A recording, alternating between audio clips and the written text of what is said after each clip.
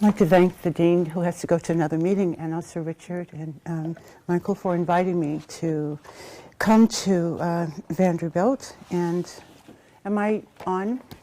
Okay. The work that I'd like to talk about today comes from a project that I'm working on now, not the Civil War soldiers in Egypt, but the book Women at War. I'd like to begin by telling a story. It's a story, but it's also a true story. Some stories are not true. It's a story about a woman who lived in North Carolina, and the war was almost over, and she understood that Sherman was coming to North Carolina. And so she was a black woman who was a slave, and so she decided that she'd best get ready for Sherman. And the way to do that would be to, first of all, tell her mistress that she could no longer be her cook. Well, the mistress was a bit flabbergasted, and the woman said, well, I can't cook for you anymore because remember you told me that if I made the Yankees angry, they would harm me, and cooking for you would clearly make them angry. And so she thought that her mistress would not only be angry, but that her mistress would be forced to cook for herself. Well, her mistress found another cook, and the slave cook said, that's not good enough. And so she began harassing her mistress and the new cook, and finally, she apparently threatened both of them with harm. By this point, Sherman's armies are there in North Carolina. By this point, the cook who had quit her job was cooking for the soldiers in the Union Army. Every contingent that came through, she said, I'll cook for you, and she did so, bringing out everything that her mistress had hidden to feed the Union soldiers. Finally, the mistress, worried about the threats the woman was making to her life, called on the Union soldiers to come and talk to the woman. A guard was sent to talk to her, and he pulled her aside and said, I hear you threaten your mistress. She said, yeah, but I didn't really mean to hurt her. I was just talking. And so the Union guard, took her behind the barn and shot her dead. Right before this happened, to the south, in South Carolina, another slave woman, Rosa, was killed by Confederate soldiers. Rosa had led a band of rebel soldiers herself, including her son. She led a band of soldiers who were all slaves, and she was captured and killed. Now, these two stories seem to be very disparate and far apart, but as I'll try to show today, they're very much connected. In the historiography of the Civil War, and in our collective memory, the dead, more than 620,000 casualties, figure prominently. Indeed, the war's penultimate significance has been calculated primarily by its cost in human life, a kind of precise reckoning of the human and social toll the war exacted. As the numbers of dead mounted during the war, so began the work to ensure that their lives would not be lost, to ensure that their lives would be rendered purposeful and worth the expense in blood and suffering. The U.S. government would devote millions of dollars to burying its dead.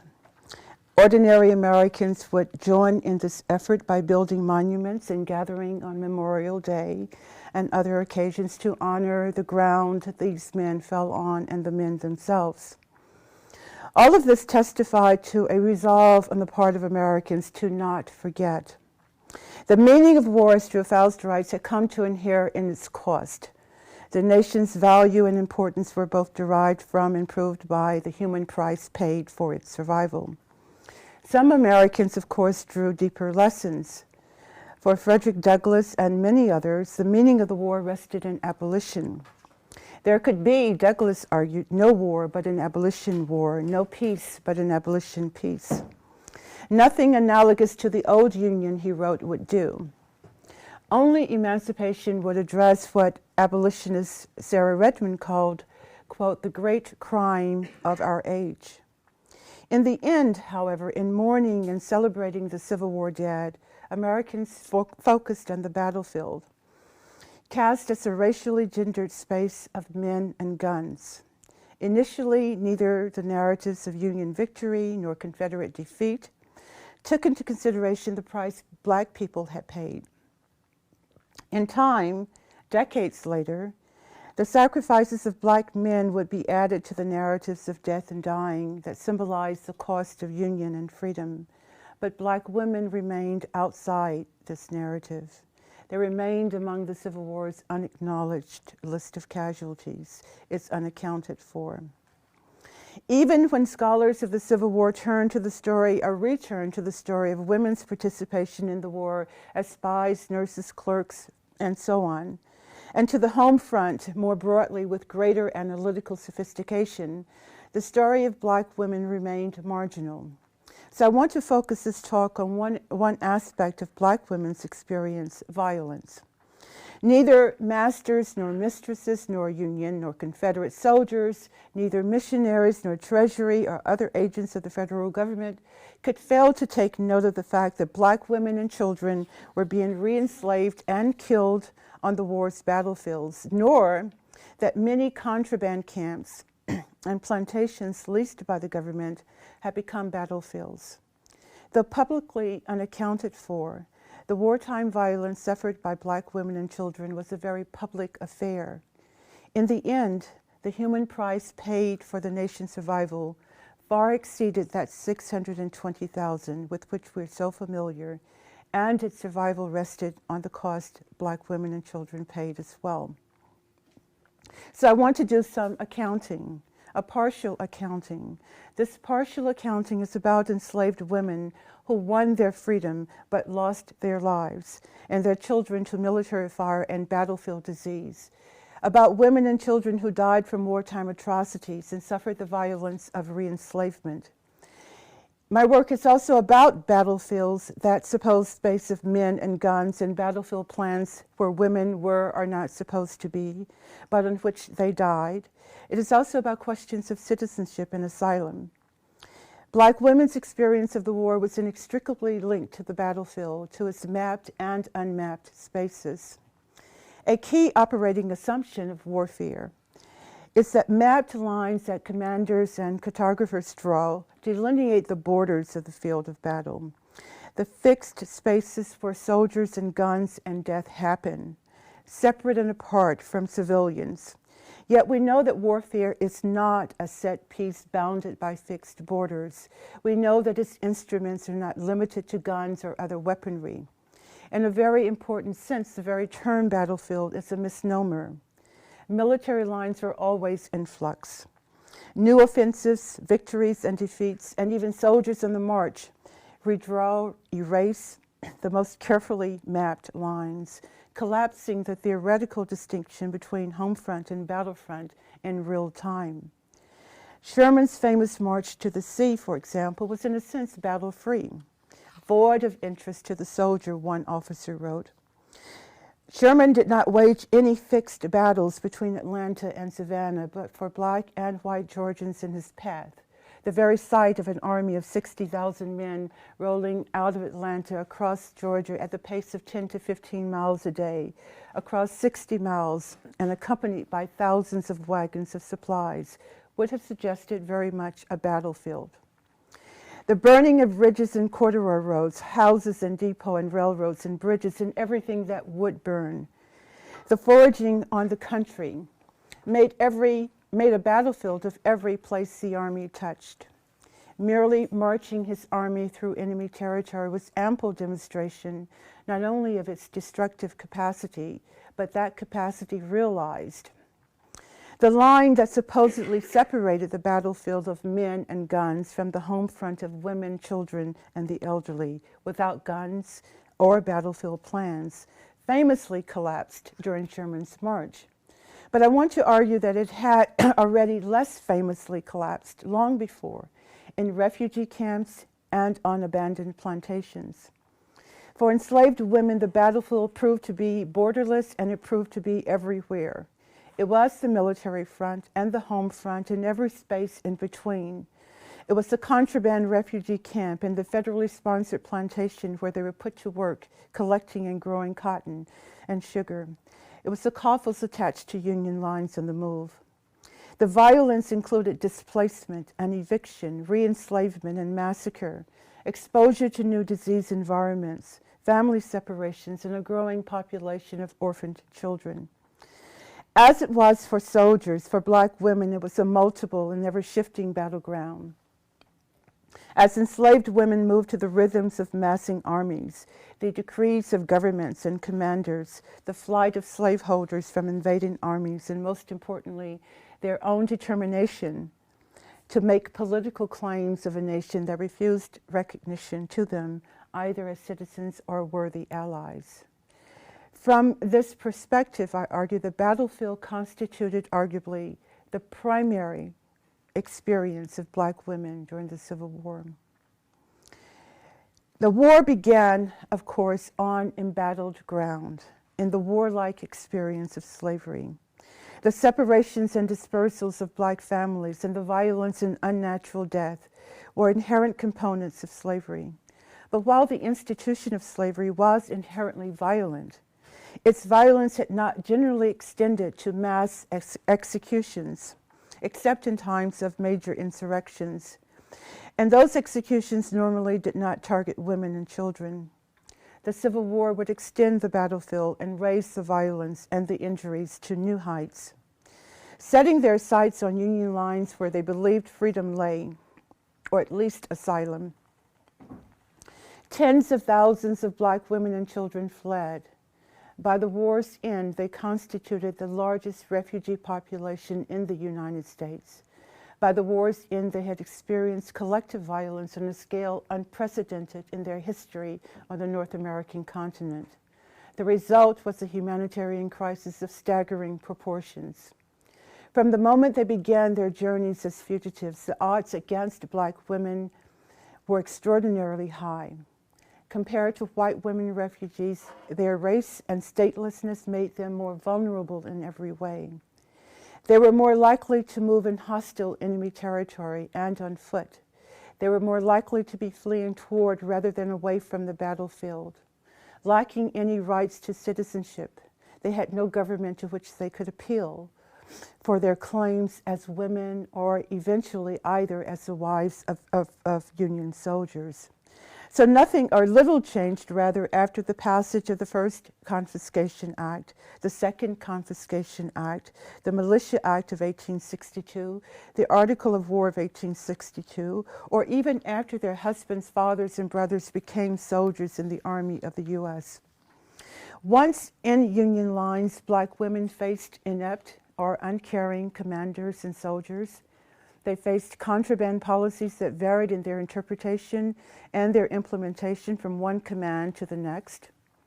Contraband camps, Steve Hahn writes, quote, became the first great cultural and political meeting grounds that the war produced. With several hundred or several thousand contraband at any one time, the camps brought together slaves in greater concentrations than ever before. I would argue that this was true for many of the camps, especially those in the East. But in the West, Black refugees were more likely to find themselves in new labor camps characterized more by death and disease than community. Many, as one Union official stated, had come to have, quote, a dread of the freedmen's camp, in which so many have died and suffered. Now, of course, the business of war means that military commands are moving targets, and by structure and purpose ill-suited and ill-equipped to accommodate civilians. Their officers may also be ill-inclined to do so. Enslaved women and children seeking freedom within Union lines encountered all of these factors, but clearly their statelessness and their race made matters more difficult and made Union commanders and officers less inclined to help. Commanders and soldiers squabbled over which women were due or deserved protection and which not. They responded testily to black women's claims for protection and access to rations. Even when those claims were backed up by congressional legislation, they ordered them evicted from Union lines. The most desirable path, one Union commander advised his officers, was simply, quote, to get rid of them. Rather than becoming clearer over the course of the war, the line between slavery and freedom often became more illegible as violence increasingly claimed the lives of black women and children, and Union commanders and policies did little to address it or stop it. The Western theater witnessed some of the war's worst atrocities. Here, black women refugees sustained their most combat-laden contact with Confederate forces. Here they died in record numbers from disease, hunger, heat exhaustion, and military fire. Here the war left in its wake death and unspeakable trauma of the kind rarely articulated in Civil War scholarship. While the military significance of the Western theater was clear from the beginning of the war, the problem of slavery did not receive the level of attention it did in the East. Vastly different conditions, Butler argued, Butler who had come up with the contraband policy in Virginia, when he got to the Gulf, he said, we don't need one here because here in Louisiana, black people are not deserted by their masters, rather their masters are pretty much loyal and ready to help. Butler said that the problem with black people coming into his lines was that they were vicious and shiftless and wicked. He called them, quote, the worst class that rebel against and evade the laws that govern them. The most shiftless and wicked of all, Butler and others concluded, were black women. This view gave added weight to the idea that black women should be made to take care of themselves without government support. By contrast, Butler had no problem offering to feed the thousands of suffering white women in New Orleans and the surrounding countryside. In due course, the population of contraband, of what were called contraband camps, that I call refugee camps, grew rapidly in 1862 and 1863. The military campaign with federal forces trying to take Vicksburg, it coincided with an escalation in black military recruitment and on the part an escalation of the efforts on the part of Union and Confederate forces to impress black men as laborers. So black women were increasingly vulnerable and increasingly left to risk flight without any male support. Over the 13 months between the surrender of New Orleans in the spring of 1862 and the fall of Vicksburg in 1863, I argue that the Western theater became as much a scorched land as Georgia would be in the aftermath of Sherman. As one Confederate officer wrote, quote, neither man nor beast could be sustained in the exhausted country. Slave families and communities were sundered as they fled plantations, or slaveholders moved thousands inland, left some to fend for themselves, or out of revenge sent them to Union lines. And so coming on the heels of the massive migration of slaves during the 1840s and 1850s, these upheavals tore apart once again black families that had only just begun to heal and reconstitute themselves. As the number of black women in contraband camps and government-sponsored plantations grew, so did the number unable to find asylum anywhere. Along an 18-mile stretch of the Mississippi River north of Vicksburg, from Lake Providence down to Lake Sherman, some 10,000 women and children were reported to be, quote, roving about without adequate support or protection. Increasingly, groups in the hundreds and thousands appeared at federal picket lines, quote, entirely destitute. Some Union commanders did their best to ignore them. Some worried about the danger they posed to local white communities and advocated their colonization someplace outside the U.S. in the name of humanity. Regardless of their position, the options available were indeed rarely satisfactory. Placing the women and children on abandoned plantations and hiring them out to northern men led to atrocious frauds and outrages, one commander wrote. In the end, there were too few places of refuge, too few commanders willing or able to help, and too much silence and inaction from Washington. Ultimately, Black refugees who sought asylum within Union lines could never be sure in which direction the pendulum would swing. So on the one hand, they might be encouraged by a commander to join his lines to get out of slavery, and then quickly, as happened in Tennessee, they would then be told that they could not stay and they should be returned to the plantations. The practice became so widespread that many chaplains protested. The chaplains at Helena, for example, protested that the practice of sending these women and children back to people professing to be loyal, some of whom were known to be notoriously disloyal, that practice only led to their being re-enslaved. And so they called on the Army and the federal government to stop it. But it was not stopped. In fact, it continued and escalated. The coming year, there's a lot of material about what happens in really contested areas like Missouri and Tennessee. But I want to go on to get to the worst cases that I have found. Black women and children were being sent back to plantations, ordered out of Union camps, and so forth. And the spring of 1863 and the summer of 1863 would witness some of the worst violence in the history of the war against women. One of the most devastating raids occurred at Goodrich's Landing. By the summer of 1863, the landing had become home to a very large population of women and children. Some of them had been put to work on government-sponsored plantations. Small camps of family groups intermingled with larger camps on or near the government plantations. On June 29, 1863, Confederate cavalry and artillery moved in, overpowered 2 companies of black soldiers stationed at the landing, and set fire to several plantations. On 20 plantations, they burned the plantations, the slaves' quarters, and they also burned up women and children. Women and children were placed in cabins and the doors were locked. In addition, they captured 1,200 people to re-enslave. The day after the Confederates attacked, a U.S. Marine Guard arrived to what one commander said, quote, was the site of the charred remains of human beings who had been burned in the general conflagration. General Ellet noted 5 such spectacles on 3 plantations.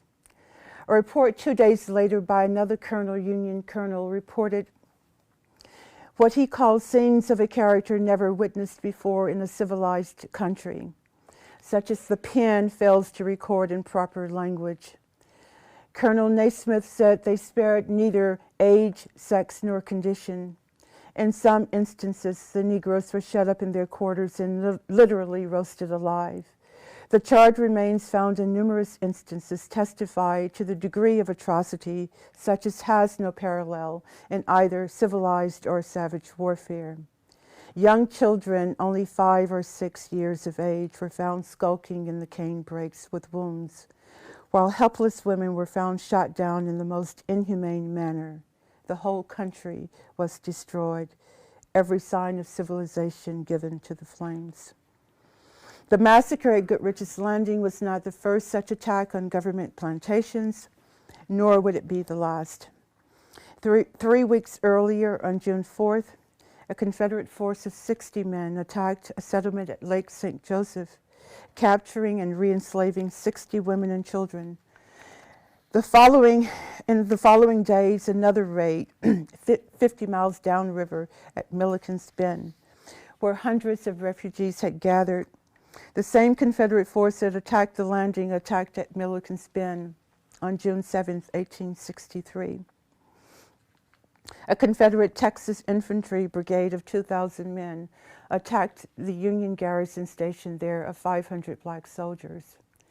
Now, there's people who study the Civil War know Milliken's Bend. They know it because they're this very newly organized group of black soldiers fought off this large Confederate force. And so it went down in history as the battle, one of the two battles that said to white Americans, see, these men can fight. But no one talks about the fact that Milliken's Bend may have marked a victory for black men, but it did not mark a victory for black women and children. Before the Confederate forces were driven back and the Union won, the Confederate forces succeeded in getting into the camp and killing women and children and recapturing and re-enslaving 150 of them. The week following the attack at Milliken's Bend, they attacked at another settlement in Louisiana. Some of their proceedings, wrote one Union commander, were too atrocious to be believed.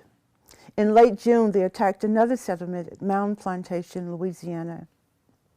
A massacre occurred the following month near Donaldsonville, Louisiana, where Confederate raiders were said to have, quote, massed the wretched, defenseless Negroes in the range of the shells and destroyed their lives. In the aftermath of these disasters, some Union commanders called for greater support. Admiral David Porter was among them, and Porter argued basically that if we're not going to provide adequate military backup, we should close them down. So he ran right into this growing disagreement between the Army and the Treasury Department, because the Treasury Department wanted the women and children on the plantations to grow the cotton and the sugar, and all of that money would be funneled back to the federal government. And in fact, in another part of the study, I'm looking at actually how much money was made on these plantations and sent back to Washington, because a large part of the conversation and discourse about black women in the Civil War is that they were a burden. The government had to supply them with rations. But if, and it seems clear enough that this was the case, the crops that these women produced were making millions of dollars for the federal government, then in fact they should have been eating better and paid more money for doing this work. At any rate, scores of black women and children died in the raids of the summer of 1863. Thousands of them were returned to slavery on the plantations that they had come from. Some of them were sold to new owners as far away as Texas. Confederate Commander J.G. Walker summed up one of the events, which I call a disaster, but for him it was a successful military engagement.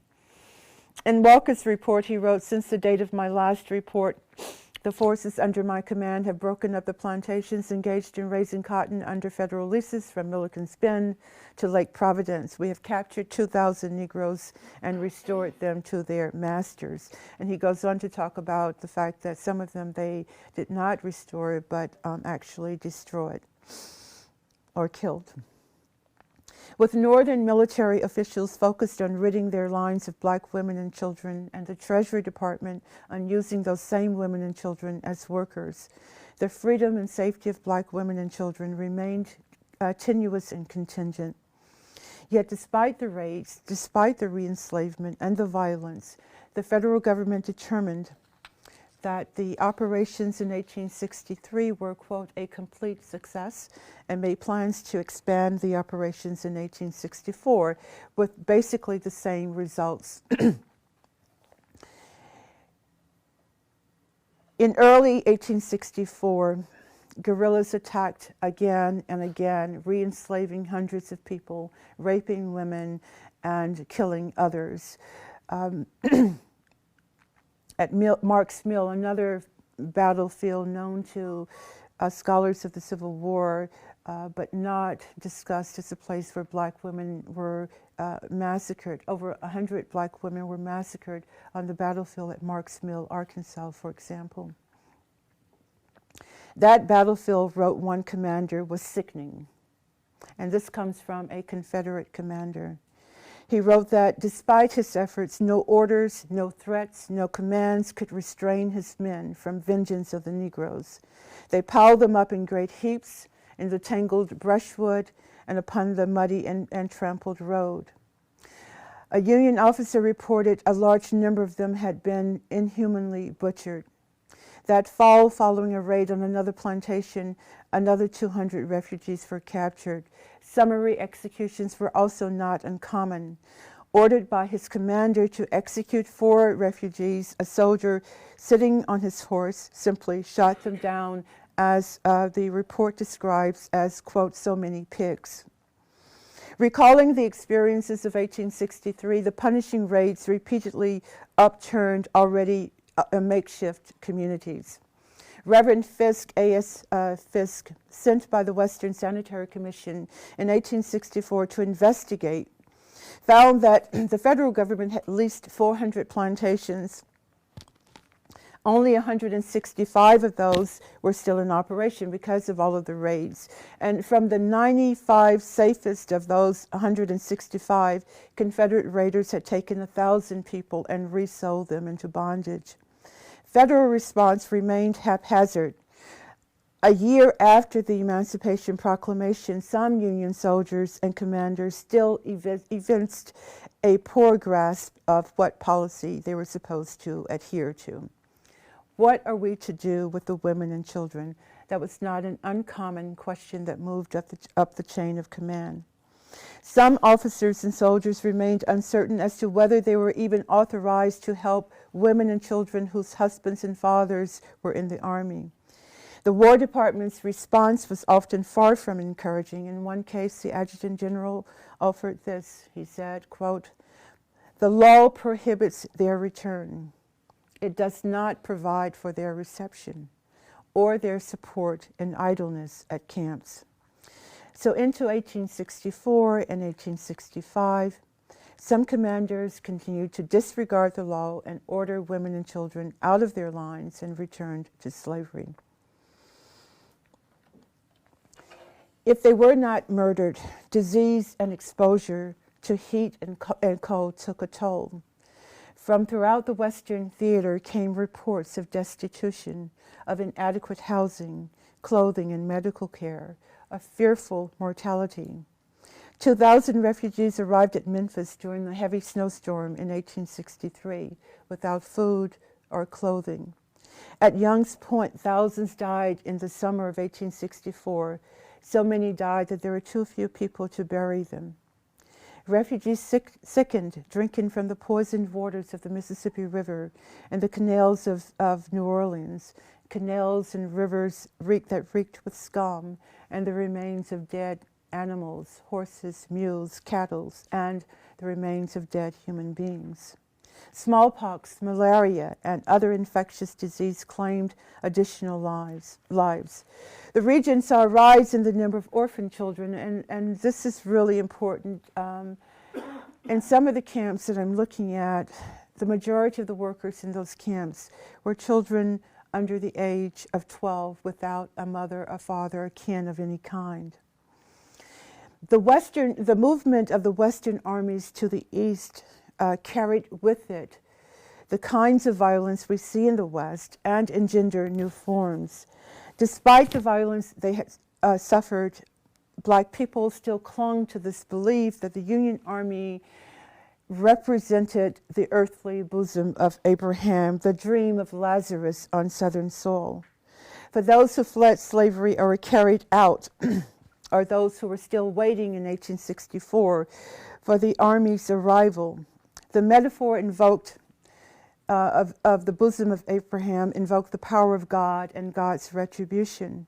Black and white soldiers marching to the tune of John Brown's Body or Babylon is Falling served to transfix in the minds of Black people the image of the Northern Army as the army of the Lord.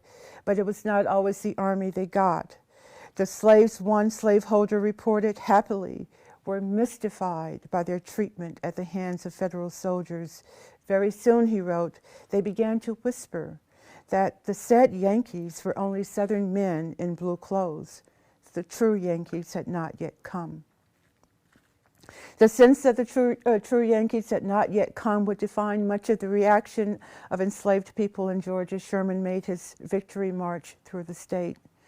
Tens of thousands tried to follow him, and that's a well-known story, to make his march, his victory march, their victory march.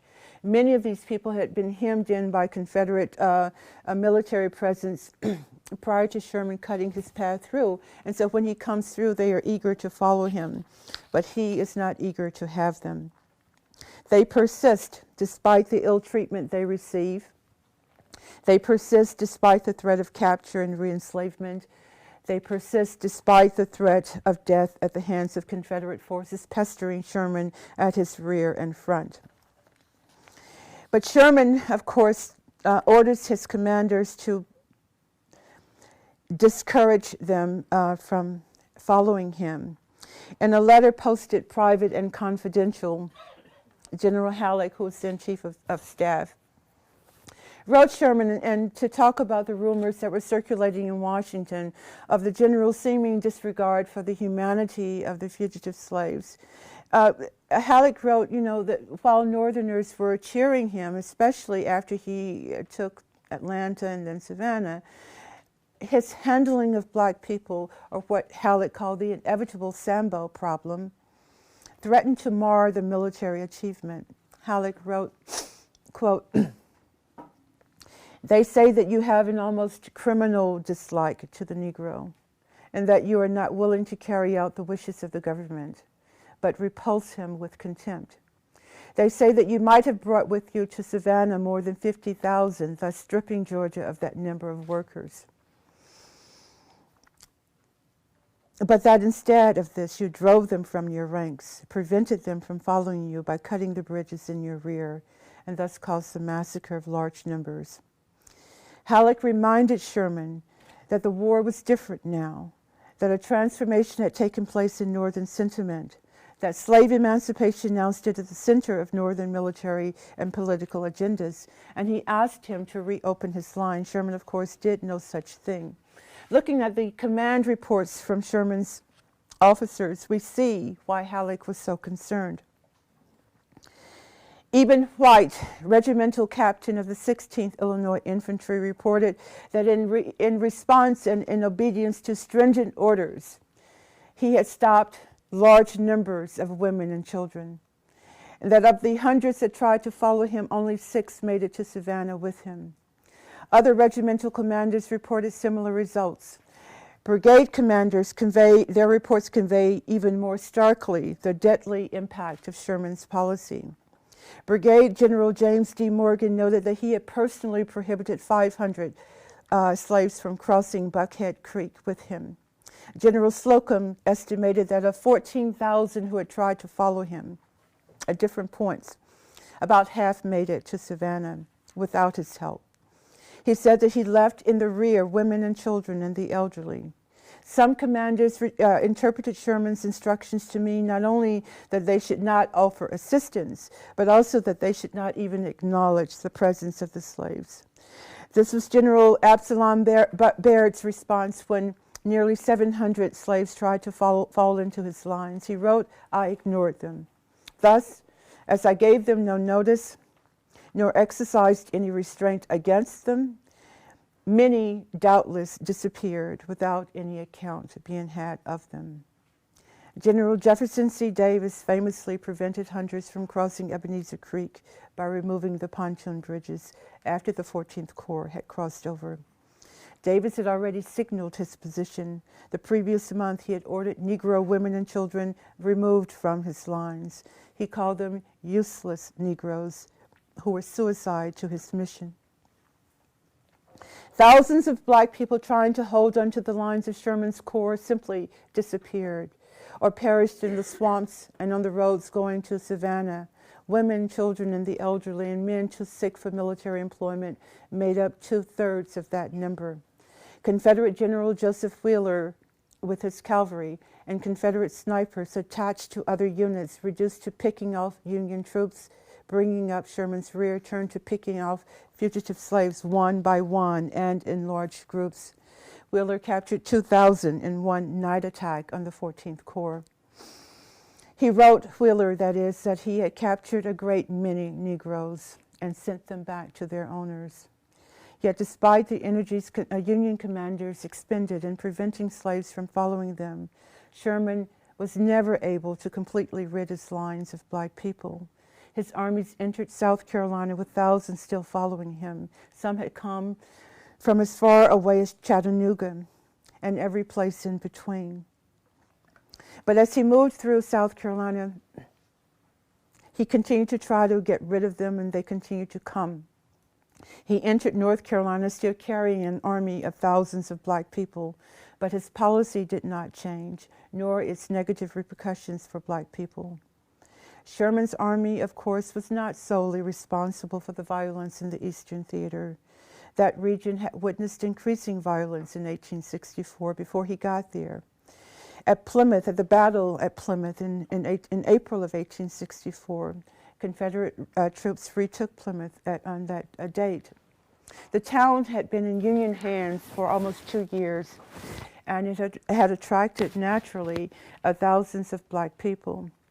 In the battle for Plymouth, as the Union forces were fighting the Confederate forces, black people tried to get away, to escape the slaughter, because there were black soldiers there and they were being slaughtered.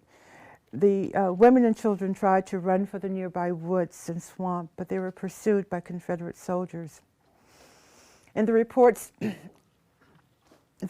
describe a, quote, relentless butchery. The violence continued for days as Confederate troops hunted black people, the reports say, like squirrels and rabbits. Women and children died, some said, just in the excitement of the quote-unquote hunt. Hundreds were captured.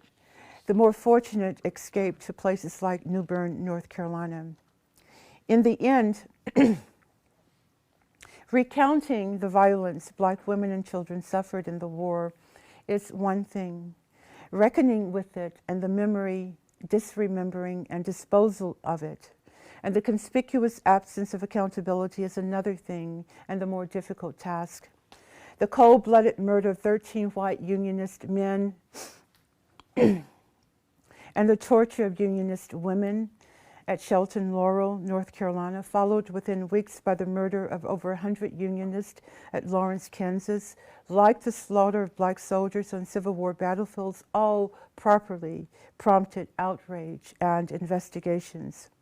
The events at Shelton Laurel and Lawrence, Kansas, long remained a part of the memory and the politics of the people of the region, just as the battle cry, "Remember Fort Pillow," was for a time integral to the memory and politics of black people.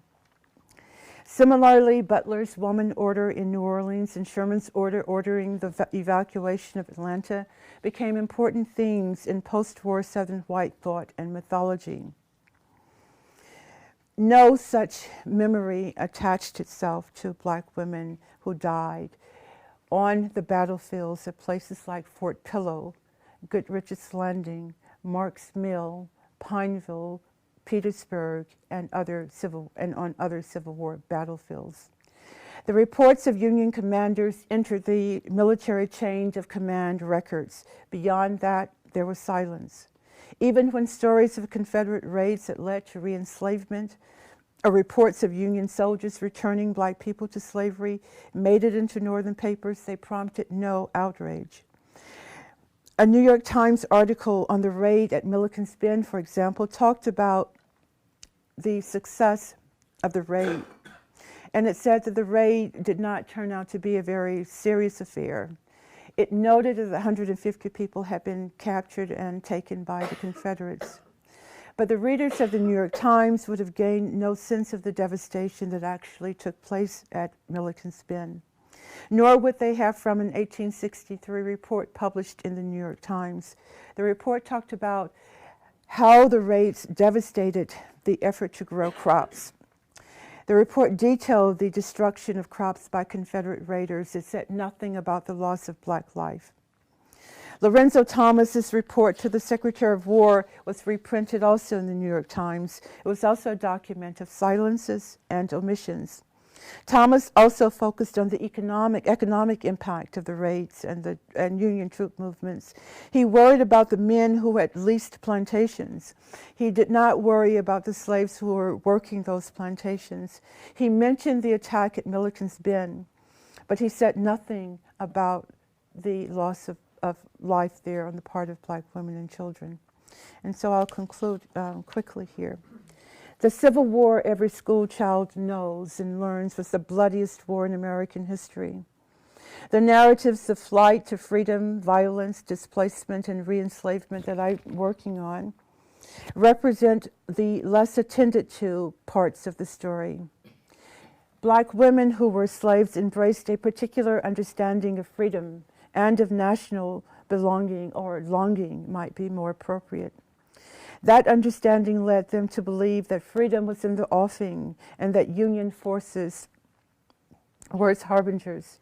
Too often they found Union soldiers and officers whose understanding of their mission was defined more by sympathy for plantation mistresses who were their enemies and whose husbands were soldiers in the enemy's army than for women whose color and status as slaves marked them as dispensable and not women or human beings at all. For many soldiers, the horses, mules, and niggers as they rode were all part of one accord, property eligible for confiscation, not humane treatment. Confederate raiders, the primary perpetrators of the violence, made no distinction. Historian James McPherson has written that some of these men were, quote, the most psychopathic killers in American history, end quote. In many areas like Missouri, they also constituted a local rural elite. In the end, as bitter as the war had been, white Americans, North and South, would take comfort in the idea that it had been a war between brothers, between kinsmen, and that after a certain period of time had passed, the white nation could be reknit. For black people, the reunion of white Americans had followed and allowed Confederate General Joseph Wheeler to be elected to Congress 3 times, and by his service in the Spanish-American War and the Philippine-American War to be buried at Arlington National Cemetery, one of only 2 former Confederate officers so honored, was a continuation of the violence, silencing, and disremembering. The story of black women's experience never became in any obvious way a part either of black people's memory of the war any more than it became a part of the historical narrative. And as I wrote that, I thought that can't be. And it's not. Evidence that black women's experiences were not forgotten appears most clearly in the pervasive fear of re-enslavement that lasted into the 20th century. Freedmen's Bureau agents labeled these fears when they heard them ridiculous, simply more evidence of a superstitious people. One agent wrote, black people are, quote, so suspicious and fearful that they will again be enslaved, that great difficulty is experienced in inducing them to contract. Post-war violence against African Americans was certainly more than sufficient cause for alarm. As former black private Calvin Holly reported, freed people were, quote, being outraged beyond humanity. Women and children put into the cold, knocked down for saying they were free, and murdered. Holly wrote of 2 black women found lying side by side beside the road with their throats cut. In Louisiana's Red River parishes, the bloated corpses of freed people floated down the Red River and began washing up in the fields, reminding freed people of the war's atrocities and giving them reason to fear. But the fear of re-enslavement was thus as much a part of the legacy of wartime violence as it was a part of post-war violence. The wave upon wave of protracted violence against free people, one historian has argued, was not spontaneous. These campaigns of terror, he argues, had notable local precedents. The battlefields of the Civil War on the home front and the war front were, I argue, among these local precedents. The torture of white women Unionists by Confederate forces, Stephanie McCurry argues, represented, quote, an abandonment of the idea of women as outside war, engaging them as partisans and enemies of the state. I argue that enslaved women entered the war already abandoned as outside war. Despite pro-slavery narratives of black loyalty, black women's resistance to slavery had already marked them as inside war, as enemies of the state. The war elaborated that position. Their fight did not go unmarked, as Confederate forces targeted them for torture, massacre, and re-enslavement. In doing so, the Confederacy, ironically, gave witness to their political claim to citizenship and concomitantly to the rights of refugee status. The Reconstruction politics of black women thus drew not only from slavery, but also from the price they paid for freedom, from their struggle to give meaning to freedom on the ground. Francis Lieber's pronouncement that, quote, a person made free by the law of war is under the shield of the law of nations, and the former owner or state can have no belligerent claim or lien on their service, was the position that black women and children took, not knowing that it would lead to their death. Thank you.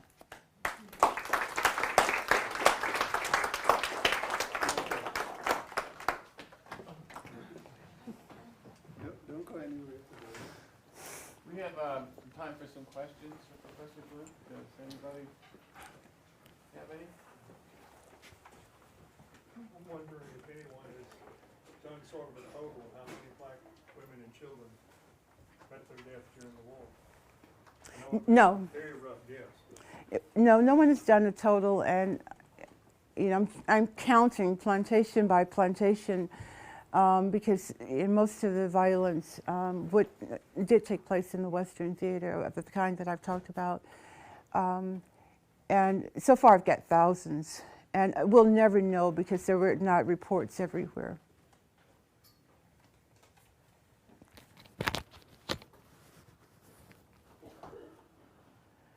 Oh, you all are the best audience I've ever had. Thank you. Goodbye. No, I mean, I'm willing to take questions, surely, myself.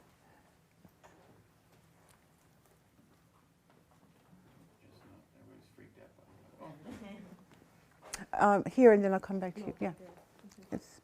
I had a question for you, and thank you for this. It was extremely powerful. I'm sorry. Can you? Okay, sorry. I'll speak up. So the question that I had is, I recently read, I think it was a Washington Post editorial on, commemoration versus celebration of, the anniversary of the Civil War, and just complaining that there's a lot more celebration that's going on than commemoration. And I just remember, I was at a talk back in Ohio a few years ago, and this was just for MLK Day, and there just seemed to be a real resistance to talking about or speaking about, and I mean the audience was a little older too, but there just seemed to be a real resistance talking about the legacy of Martin Luther King. And so I guess my question is, you're bringing in such a powerful narrative. How do you introduce that into a public event? And I mean, we're not encounter resistance, because I think this is very much needed. It's something I have heard a lot about, and how do you do that when the public may be resistant to that? It's really not something I can worry about, right? I think if we want to understand history, not just the war, we have to understand all of it. And this part is certainly not something that, I'm from South Carolina. Charlestonians, of course, just had a ball, a masquerade ball in period dress to celebrate. It's not something that would fit, right, with that kind of discourse. But I think it's absolutely needed. I think it's interesting to me, African Americans don't seem at all interested in this Civil War stuff or the celebration of whatever. And I think in part it's because the history has been forgotten of their role in the war. And I think back to, I have ancestors who were members of the GAR in the South, right? And these were women who the Grand Army of the Republic, for those of you who aren't familiar, organized to, keep the veterans, together and remember and so forth. And they had female auxiliaries. And in the South, there were black women who organized this year, our affiliates. And what they did was, on Memorial Day and other occasions, they go to grave sites where the Union dead were buried. And so long before the federal government was doing this kind of work, they were the only ones going to clean the graves of Union soldiers, black and white. And for them, it was a very dangerous enterprise. One woman who was from Maryland, she was like one of the people over the southern region, and she talked about going to meetings where the black women had become so fearful because sometimes their meeting places were burned because of the work they were doing. They would meet in the woods, and she herself carried a gun because she was going into these really scary places. And so what that did was to keep before African Americans a memory of the war, right? But that kind of work is no longer done. And so when African Americans think about the war, there's nothing really pleasant that comes to their mind. And so I think, and my work isn't pleasant by any means, but I think it's part of the story that has to be told, that people did not, contrary to what white people said after the war, sit and remain loyal to slaveholders, but they got up and left when and where they could. And where they could not leave, they tried to sabotage the operation as much as possible. And the way in which our historical narrative as a nation kind of works is that we take pride in being Americans, properly so. We rose up from being this appendage of Great Britain and declared our independence. We fought for that independence, but black people are seen as the people who did not fight for their freedom. And so I think telling the story, even if the women who fight for it get killed in the end, they fought for it. So for that reason, I am not so much concerned or worried about whether people push back, because even if they push back, they have to listen in order to push back, right? Occasionally, as most people who work in the field of Civil War history do, I get emails reminding me that the war was not about slavery, and I write them back and say, thanks, I knew. But thank you, Stephanie. Nathan's question connects to one I want you to respond to. When I heard this paper a few weeks ago, one of the questions from the audience, as you recall, was for you to explain this, what was called gratuitous violence. And I remember your answer, and I think it would be important here to talk about thinking of this as gratuitous violence within the context of the narrative of American history, given the narrative of American history, especially the African American experience in American history, and this particular experience of women in the Civil War.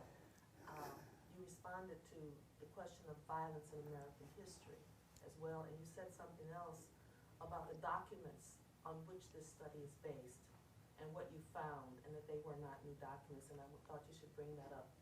Okay, this was at the American Historical Association, the meeting that Stephanie's I keep calling Steph. Anyway,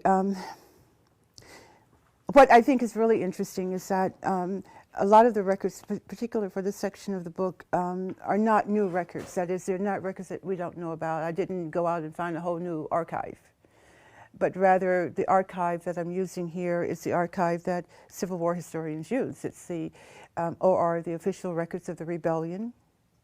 It's command reports. It's federal and Confederate documents. It's Treasury Department records. And so the question became for me, were people who had used the exact same document just skipping over this part? I can't speak for them, but it's interesting that they skipped over those parts. And in terms of gratuitous violence, I think some of it was gratuitous, but I also think that some of it was very deliberate. And we don't have time really to get into the question of violence today to the extent that is really required. But today we hear a lot of talk about, collateral damage. People, civilians who die on battlefields, are collateral. And so I argue somewhere else in this project that this is not considered collateral, it's deliberate, it's the Confederate reports, say we are going to attack these plantations. The Union reports know they're going to attack those plantations, but still they keep putting women and children on them, knowing that they will either be killed or re-enslaved.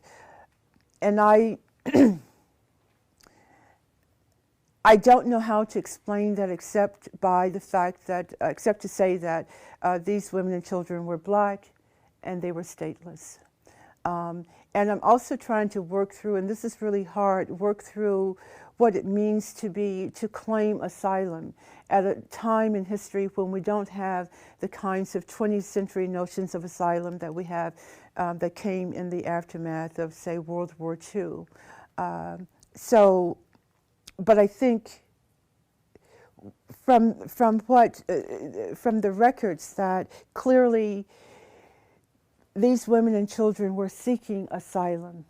And just because there are no international accords doesn't mean that we can ignore the fact that they were seeking asylum. So. Can you tell us a little bit more about the federal plantations? Maybe you mentioned the total number. The total number of plantations, no, I didn't. But there were hundreds. I don't have an absolute count, but there are hundreds of plantations run by the government. These were plantations where the government said, okay, as soon as the armies went in, it said, okay, we can take the cotton and the sugar and the rice and consider them abandoned, consider it abandoned property. And who's going to collect that? Those crops, but the slaves or free people if they escape. And so it sets up these plantations and puts the women and children and some men who are elderly on them to collect initially, but then to grow for 1863 and 64 the crops. Some of them are leased out to northern men who come in, thinking they could become, big planters. And there's a lot of work on the northern men who come in to plant and rent from the federal government. And so going through the Treasury Department records, what I'm finding, the Treasury Department kept a list of every plantation it leased out, and a friend of mine who's an economist is working on devising programs for me to manipulate this data because it's so massive. But what it shows, it's like when the plantation was rented out, when it was designated as, quote unquote, abandoned, who owned it before it was abandoned, how many slaves were on it, how many are on it now, and how many have been put to work. Now, on a few of the plantations, some black men proposed to lease plantations, and they were given permission to lease in '63. And on those plantations, things aren't so bad. Because they tend to be family groups who, have reason to protect each other, right? But on the government-run plantations and the wood camps, it's really a very bad situation for the women and children. They're supposed to make a wage, and they rarely do. Some of the men who lease the plantations basically skip out. And so the Treasury Department records also has details about the men who skip out without paying and go back north. And a lot of the soldiers, I was saying to someone since I've been here, some of the Union soldiers come down and they see what a good deal this could potentially be. And so as soon as they can, they get discharged so that they can become planters or storekeepers. And we think of the South as being, so abandoned and deserted and destroyed. But what the Treasury Department records also show is that a lot of people are making a lot of money because the government kept track of every exception to the rule. That is, every time someone wanted to import or carry contraband goods into the South. You know, who wanted to do it and gave them permission. So in these list of permissions, you have some store in Chicago, some merchant in Chicago, for example, who was hooked up with somebody in Cairo, and they're taking in hoop skirts and the finest wines and liquor and sugar and barrels of flour. And so where is that, you know, the money coming from to pay for these goods is coming from these abandoned plantations where people are being worked to death if they're not being killed. At some point, it would be really fantastic to have a total list of the number and to do like a GPS kind of thing. But I don't have the money or the time. Yeah. Thank you all for coming. Thank you very much for coming. Before you go, just to remind you, the next